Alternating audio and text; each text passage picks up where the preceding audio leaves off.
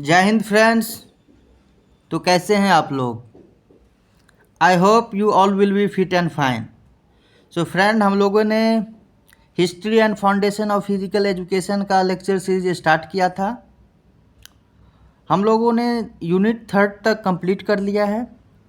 आज के लेक्चर में हम यूनिट 4 डिस्कस करेंगे। तो हमारे पास यूनिट 4 है foundation of physical education. Okay friend, and unit 4 में भी हमारे पास 4 सब टॉपिक्स हैं। बारी बारी से हम सभी पे चर्चा करेंगे। तो लेट्स स्टार्ट।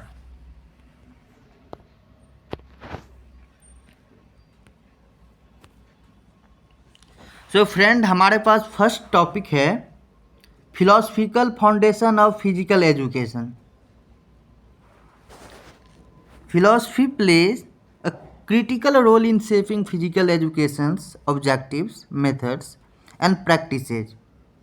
सो फ्रेंड, जो फिजिकल एजुकेशन का जो फिलॉसफी है ये डिफाइन करता है जो फिजिकल एजुकेशन की ऑब्जेक्टिव्स क्या होनी चाहिए, क्या क्या मेथड्स होने चाहिए और इसे हम किस तरह से इम्प्लीमेंट करें, डेली लाइफ के प्रैक्टिस में लाएं।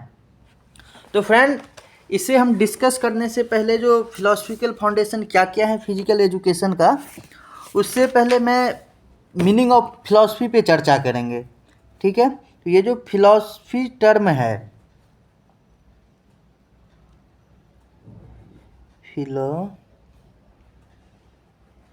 फिलॉसफी जो टर्म है ये एक ग्रीक वर्ड है। क्या है? Greek word. इसमें 2 शब्दों के जॉइंट से ये बना है। एक फर्स्ट है फिलिया, जिसका मतलब होता है लव, एंड सेकेंड है Sophia.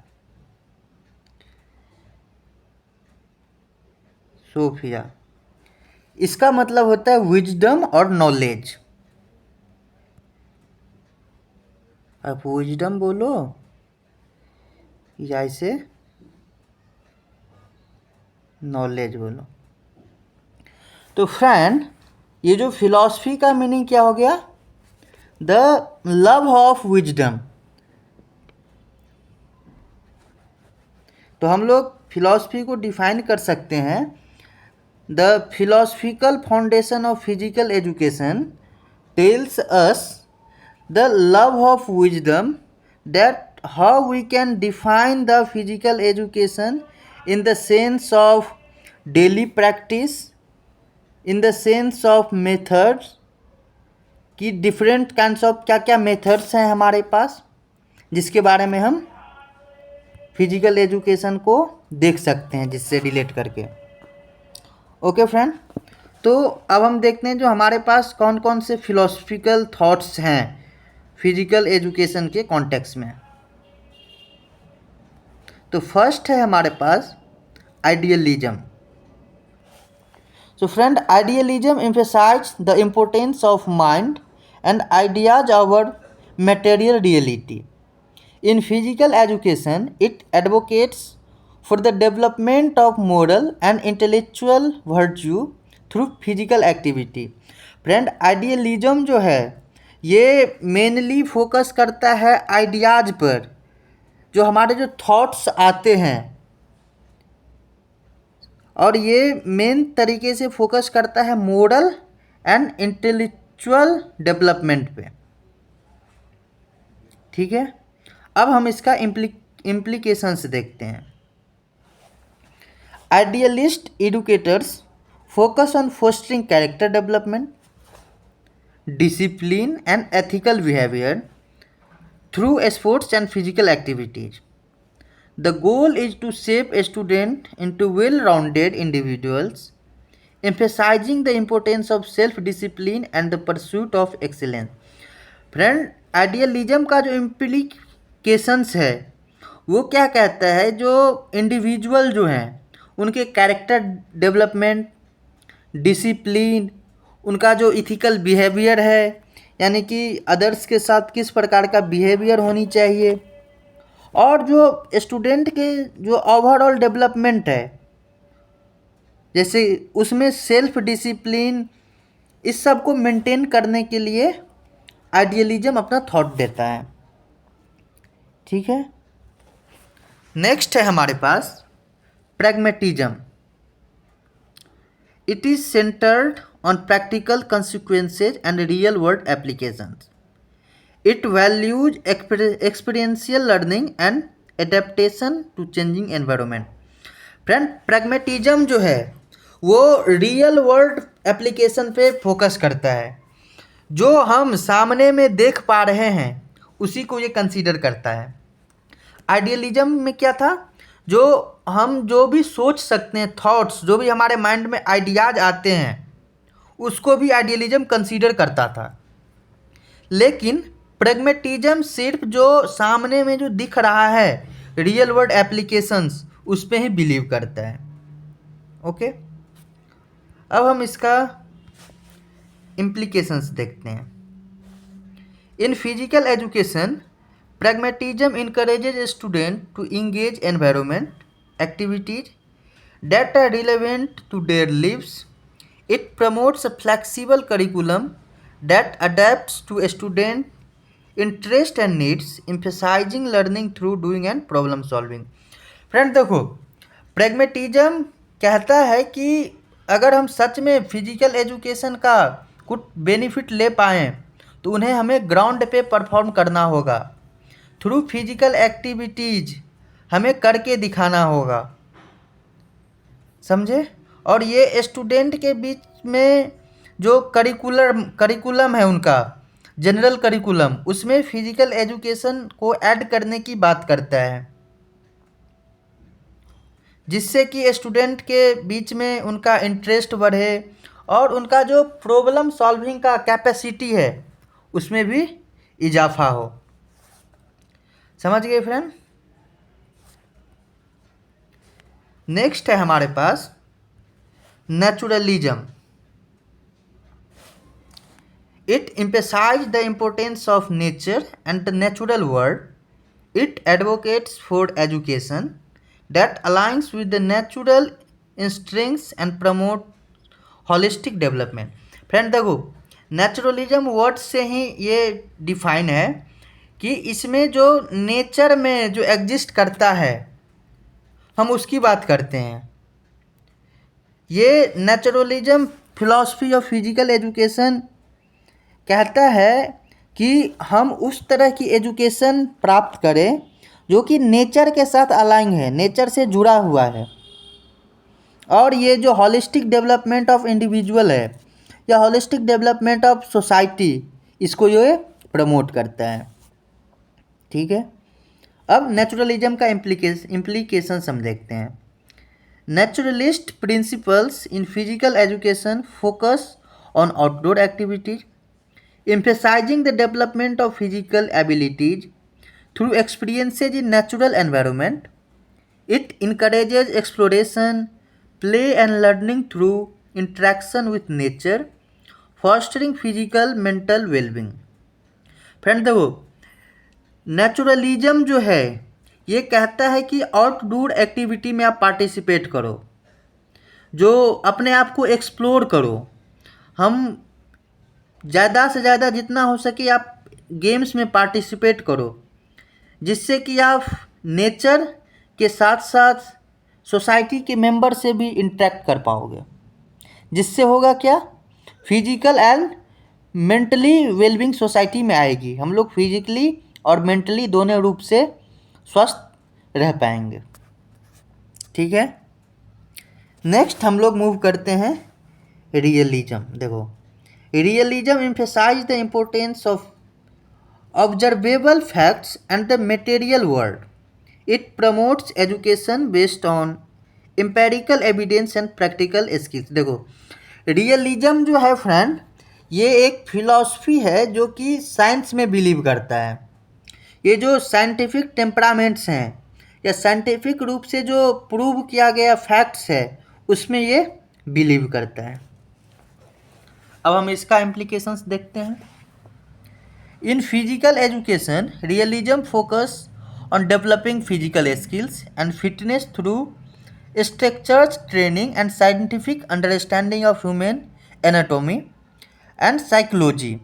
It encourages students to engage in activities that enhance their capabilities, emphasizing the importance of sports, science and health education. देखो फ्रेंड, रियलिज्म कहता है कि जो भी स्पोर्ट्स है और जो साइंटिफिक रूप से प्रूव किया गया है कि इस स्पोर्ट को प्ले करने से हम इस फील्ड में इम्प्रूवमेंट कर सकते हैं, और ये जो साइंटिफिक प्रूफ किया गया है वो स्टडी के थ्रू किया गया है, तो ये यही कहता है रियलिज्म कि आप उस पर बिलीव करें।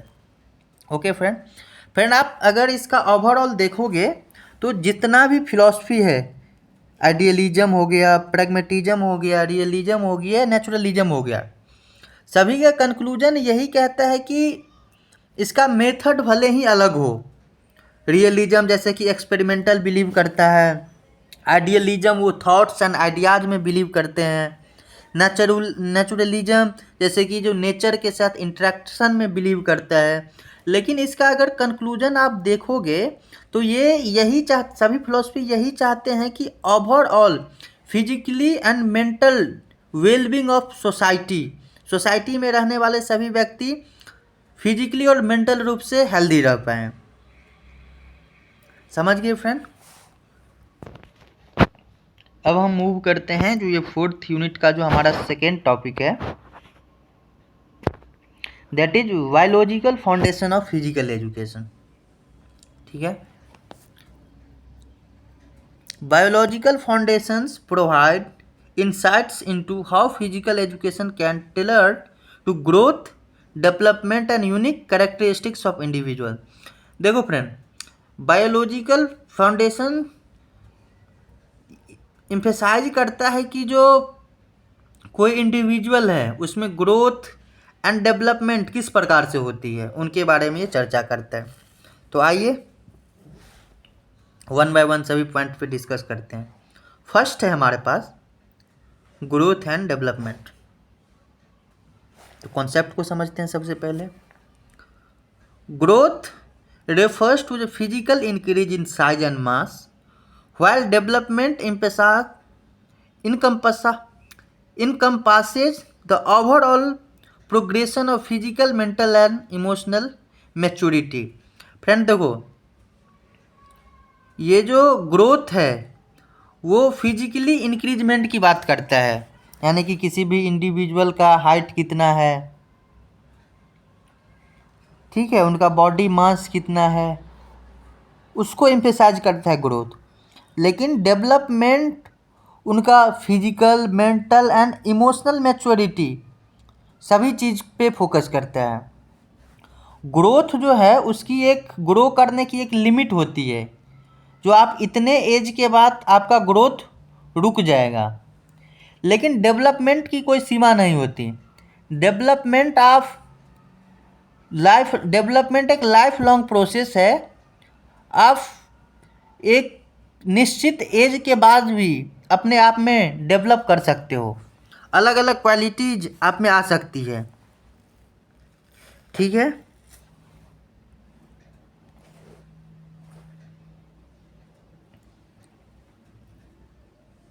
देन है इसका implications. Understanding growth and development states help educators design age appropriate physical activities. For instant, younger children require activities that enhance motor skills, while adolescents can handle more complex sports skills and competitive activities। देखो friend, ये जो growth and development है ये physical education में किस प्रकार से हम रियलिटी में डेली लाइफ में हम इसके बारे में जान सकते हैं। तो किसी का हाइट मान लो 4 फीट है और किसी का हाइट 6 फीट है, तो क्या जो स्पोर्ट्स, मान लो यहाँ पे कोई स्पोर्ट है ए और इसका हम कुछ रूल्स एंड रेगुलेशन डिफाइन करते हैं, तो क्या ये दोनों सेम स्टेज पे परफॉर्म कर पाएगा? नहीं ना, क्योंकि ये फिजिकली रूप से इक्वल नहीं है। तो एज आइडेंटिफाई करता है कि कौन सा स्पोर्ट्स किस इंडिविजुअल के लिए बेहतर होगा और उन्हें इनकरेज करता है कि उसी स्पोर्ट्स में आप पार्टिसिपेट करो। ठीक है, क्लियर है यहाँ तक। नेक्स्ट है हमारे पास एज एंड जेंडर कैरेक्टरिस्टिक्स। देखो, as, different age groups exhibit distinct physical and psychological traits. Children are generally more flexible and have higher energy levels, while older adults may focus more on maintaining fitness and health. देखो friend, ये as किस तरह से depend करता है। जैसे कि मान लो कोई 15 ईयर का प्लेयर है और कोई 51 ईयर का प्लेयर है, तो क्या दोनों का जो कैपेबिलिटी और कैपेसिटी होगा वो दोनों सेम होगा? नहीं ना। ये 15 ईयर वाले फ्लेक्सिबल ज़्यादा होंगे, ये फ्लेक्सिबल नहीं होंगे। इनके पास हाई एनर्जी अभी होगा, इनके पास इनके कंपैरिजन में थोड़ा एनर्जी का लेवल लो होगा। तो क्या अगर सेम स्पोर्ट्स में दोनों एज ग्रुप के पर्सन को उतार दिया जाए, बोल दिया जाए कि इसे आप परफॉर्म करो, तो क्या दोनों सिमिलर परफॉर्म कर पाएंगे? दोनों का परफॉर्मेंस लेवल सेम रह पाएगा? नहीं ना। तो एज भी डिपेंड करता है फिजिकल एजुकेशन में, जो किस एज के पीपल, ग्रुप ऑफ पीपल के लिए हम कौन से स्पोर्ट्स को प्ले करें जिनसे कि उनका ओवरऑल डेवलपमेंट हो सके और उस पर्टिकुलर फील्ड में हम नेशनल और इंटरनेशनल लेवल पे मेडल प्राप्त कर सकें। ठीक है फ्रेंड। अब नेक्स्ट है जेंडर कैरेक्टरिस्टिक्स। देखो, अगर आप जनरली देखोगे तो आजकल जेंडर के रूप में बहुत सारा डिबेटेबल टॉपिक है। मेल एंड फीमेल दोनों इक्वल हैं, जनरली रूप से आज कंसीडर किया जाता है और इक्वल होना भी चाहिए। लेकिन जब हम फिजिकल एजुकेशन में बात करें तो क्या मेल और फीमेल इक्वल है? नहीं। ये बहुत सारे लोगों को कंट्राडिक्टरी भी लग सकता है, लेकिन ये ट्रूथ है कि फिजिकल एजुकेशन में आप मेल और फीमेल की बात करें तो दोनों को इक्वली कभी नहीं ट्रीट किया जाता है और ना ही किया जाना चाहिए। अब समझते हैं क्यों नहीं किया जाना चाहिए। आइए,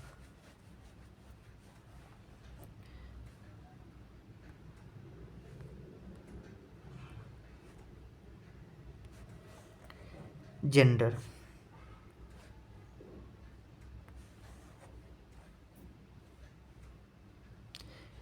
biological differences between genders can influence physical capabilities and preferences. Recognizing these differences allows for the development of inclusive programs that cater to both male and female students while considering their unique strengths and needs. देखो friend, सभी की कुछ unique strengths and needs होती है, समझ गए। और अगर जब तक हम उसे आइडेंटिफाई नहीं करेंगे कि मेल के पास कौन कौन से ट्रेट्स हैं या स्ट्रेंथ्स हैं, फीमेल के पास कौन कौन से ट्रेट्स और स्ट्रेंथ्स हैं, तो अगर उनका हम स्ट्रेंथ्स और ट्रेट्स आइडेंटिफाई नहीं कर पाएंगे तो हम कैसे समझेंगे कि वे किस चीज़ में अच्छे हैं? अगर ये नहीं मैं समझ पाऊँगा जो कोई भी पर्टिकुलर इंडिविजुअल किस चीज़ में अच्छा है, तो ये हो सकता है कि उसे हम दूसरे स्पोर्ट्स खेलने के लिए इनकरेज करें, लेकिन इसका परिणाम क्या आएगा? वो अच्छा परफॉर्म नहीं कर पाएंगे और जिससे कि हम अपोजिट प्लेयर को डिफ नहीं कर पाएंगे। समझ गए?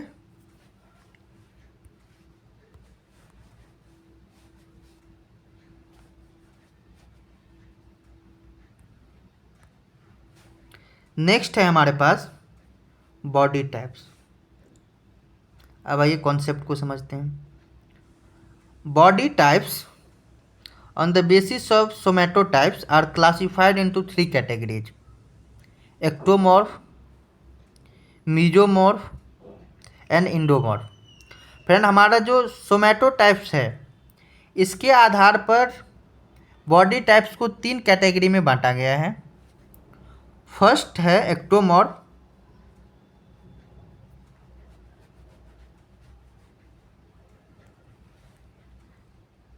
सेकेंड है मीजोमॉर्फ,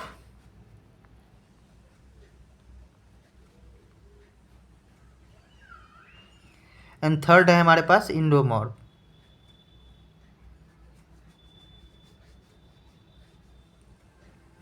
समझ गए? अब हम समझते हैं तीनों के बारे में एक एक से। देखो,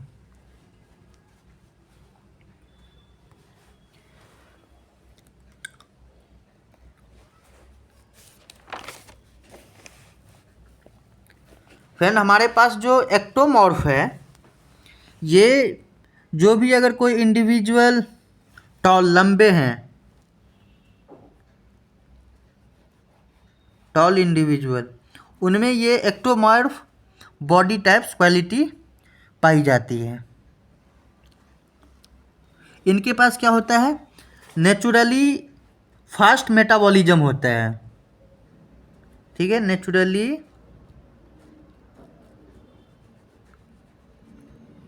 फास्ट मेटाबॉलिज्म,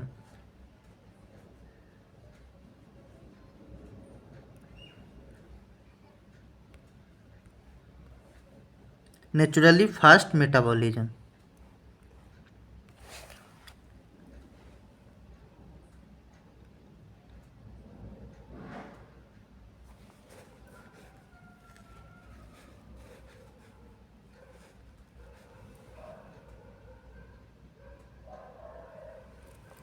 समझ गए?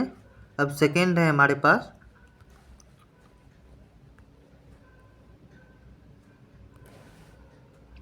सेकेंड है मीजोमॉर्फ।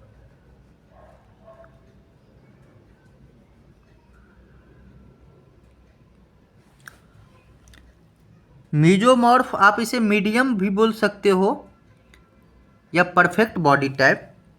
इसमें जो उनके पास मस्कुलर एंड एथलेटिक्स, ये जो एथलीट्स होते हैं, ये लोग रनर्स, रनिंग में, gymnast,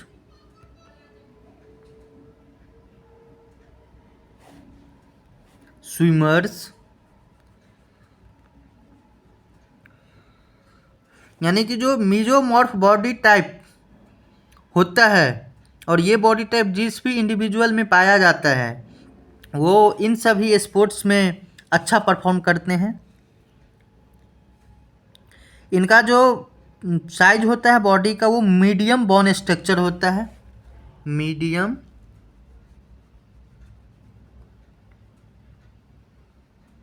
bone structure.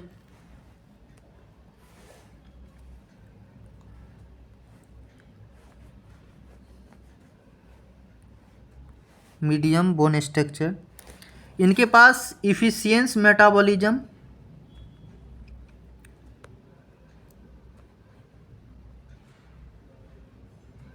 efficient metabolism, mass gain and both happen with relative case।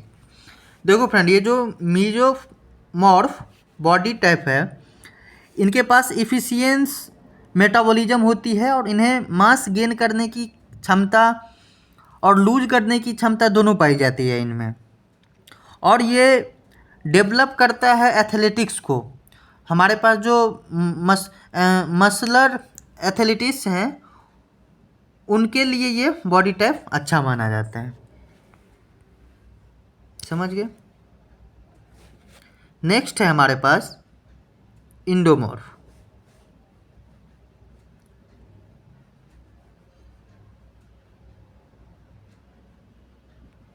इंडोमॉर्फ, ये आप फैट बॉडी टाइप बोल सकते हो।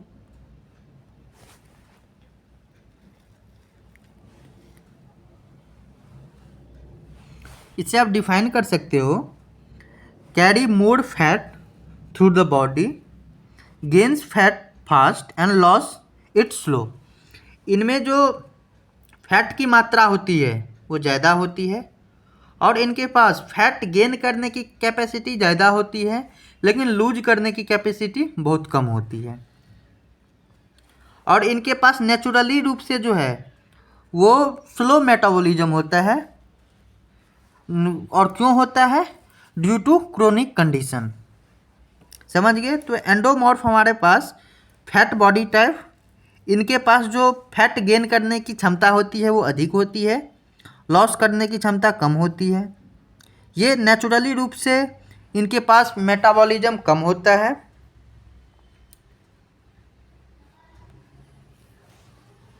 और क्यों कम होता है? Due to chronic condition. समझ गए? क्लियर है यहाँ तक? अब इसका इम्प्लीकेशन देखते हैं।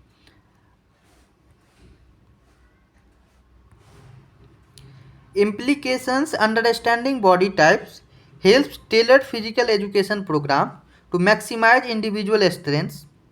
For example, mesomorphs may excel in strength sports, while ectomorphs may be more suited for endurance activity.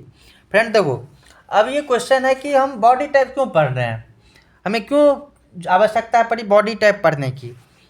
So friend देखो, अगर कोई दुबला पतला व्यक्ति है, कोई लंबा व्यक्ति है या कोई मोटा है, तो अगर तीनों को किसी एक कॉमन स्पोर्ट्स में उतारा जाए प्ले करने के लिए, तो क्या तीनों सेम लेवल पे परफॉर्म कर पाएंगे? नहीं ना। जैसे कि रनर के लिए आप थीन भी हो तो चलेगा, लेकिन रेसलिंग में आप किसी भी दुबले पतले को भेज दो, क्या वहाँ पे वो टिक पाएगा? नहीं ना। तो बॉडी टाइप्स का स्टडी हम लोग इसीलिए करते हैं जिससे कि हम ये आइडेंटिफाई कर पाएँ कि कौन कौन इंडिविजुअल कौन कौन से स्पोर्ट्स में बेहतर परफॉर्मेंस कर पाएँ। समझ गए? नेक्स्ट है हमारे पास एंडोमॉर्फिक डिफरेंसेस। देखो ये क्या है,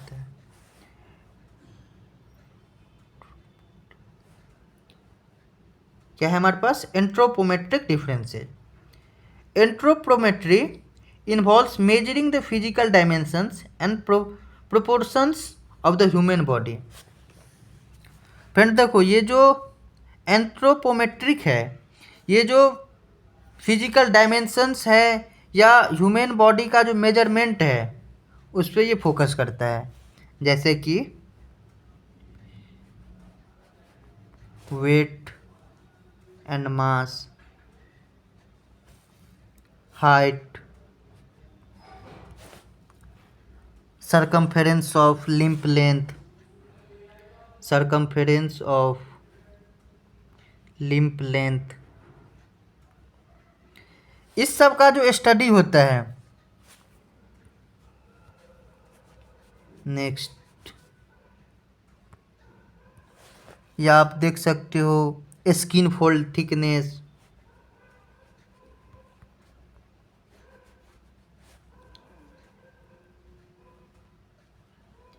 स्किन फोल्ड थिकनेस, इसके बारे में जो स्टडी किया जाता है उसे ही हम एंट्रोपोमेट्री बोलते हैं। समझ गए? नेक्स्ट इसका इम्प्लीकेशन देखते हैं।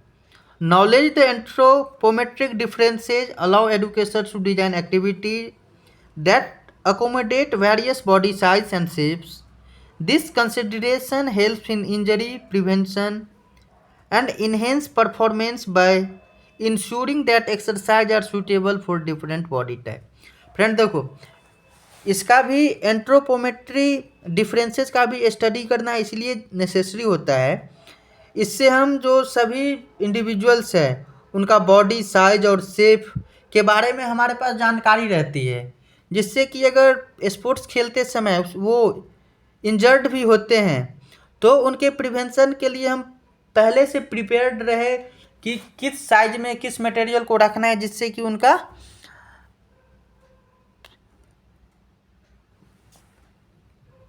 जिससे क्या होगा, जिससे कि उन्हें आसानी से हम उन तक मदद पहुंचा सकते हैं और वो जल्दी ठीक हो सकते हैं।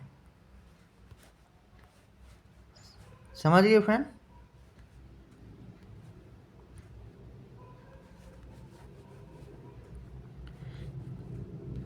तो फ्रेंड ये था हमारा लास्ट जो यूनिट है हमारा फाउंडेशन ऑफ फिजिकल एजुकेशन का, उसका 2 टॉपिक आज हमने कवर किया। First philosophical foundation of physical education and second biological foundation of physical education. Friend, हम नेक्स्ट लेक्चर में जो इस लास्ट यूनिट का जो 2 टॉपिक बचा है उसे कवर करेंगे। Thank you everyone.